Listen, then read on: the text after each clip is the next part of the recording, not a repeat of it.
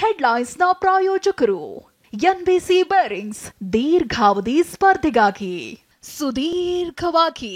ಇವತ್ತಿನ ಹೆಡ್ಲೈನ್ಸ್ ಏನಿದೆ ನೋಡೋಣ ಬನ್ನಿ. ಹಿಂದೂಗಳ ಅವಹೇಳನ ದೇಶ ಕ್ಷಮಿಸೋದಿಲ್ಲ. ಈಶ್ವರನ ರೂಪ ದರ್ಶನಕ್ಕೆ ಮಾತ್ರ, ಪ್ರದರ್ಶನಕ್ಕಲ್ಲ.